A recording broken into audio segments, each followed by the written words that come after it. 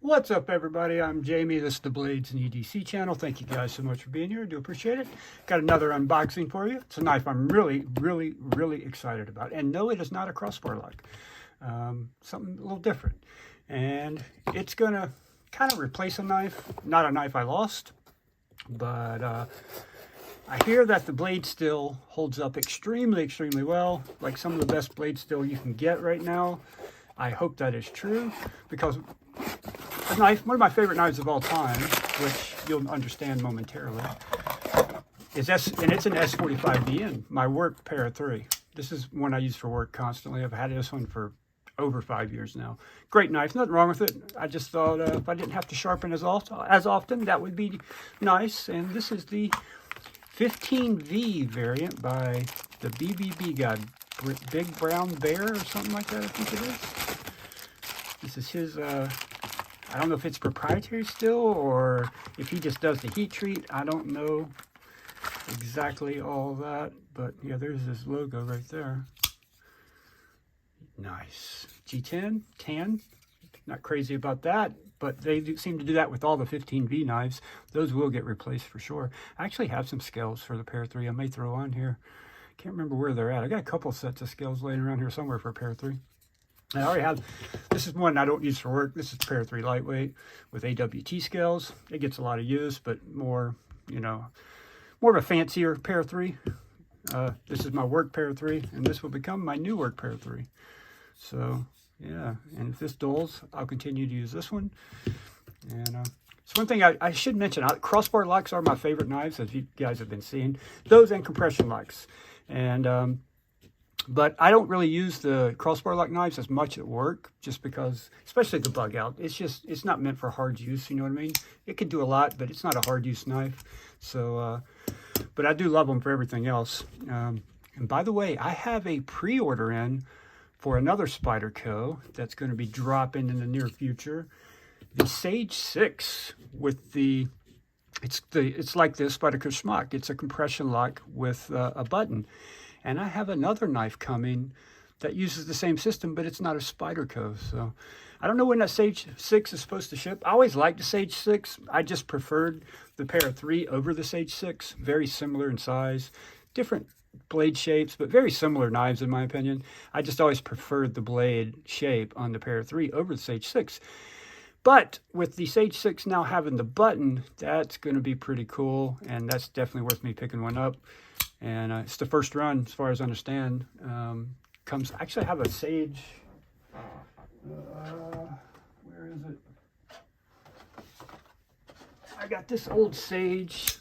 This was the liner lock. I can't remember what number this is. This was one that back in the old days, Spyderco wasn't doing their heat treats very well. This was S30V, and I actually broke the tip off this blade. I reground it down myself to make it kind of look okay, but I could do a little better with it. I'm not an expert at grinding a blade down, but the Sage 6 comes with, it looks like the same scales as this. If anybody can remember which Sage this is with the liner lock, comment below and let me know. I cannot remember. It's not the 5. That's the compression lock, right? I think it's like the 2 or 3. I don't know. I can't remember. I had this knife for over a decade, probably closer to 15 years. So love Spydercos. They're overall probably my favorite brand. Overall probably my favorite knife, but this is definitely my favorite brand, I think.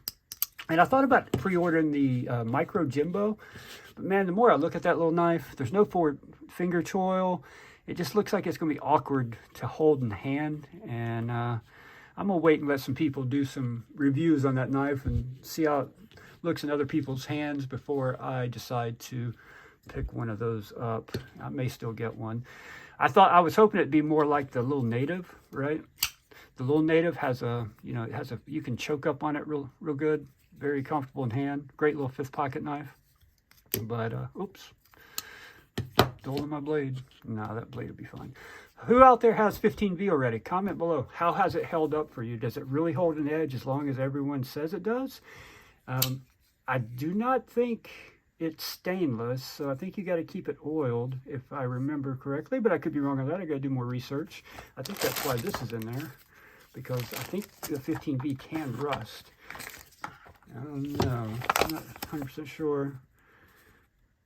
Special edition runner knife.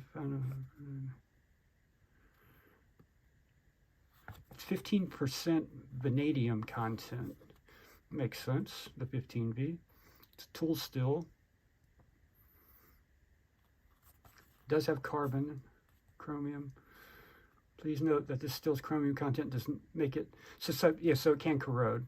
So yes, definitely, I thought that was the case. So you definitely have to keep up on oil in it and everything, but I mean, it's not like it's going to be, unless you're putting it, you know, in water all the time, it's not going to be a big deal. But with my line of work, I sweat a lot at work in the summertime. That's when knives tend to rust on me in my pocket. So what color scales do you guys think I should go with? Definitely not green. I got these made WT. They look different on the website than they are in person. It's one thing I don't like about this knife is I think I'm going to put the original FRN scales back on here. They were like that Tiffany blue color. I don't know. I'm just not crazy about that green. But yeah, out of the box, let's check centering real quick. It is a little bit leaning towards the show side, ever so slightly. But generally for a pair of 3, they generally don't drop all that well brand new out of the box. I've always had to play with them and adjust them a little bit. This one's just straight up dropping. Yeah. Where did I order this from? I think I got it from Knife Center, but for some reason I'm not sure.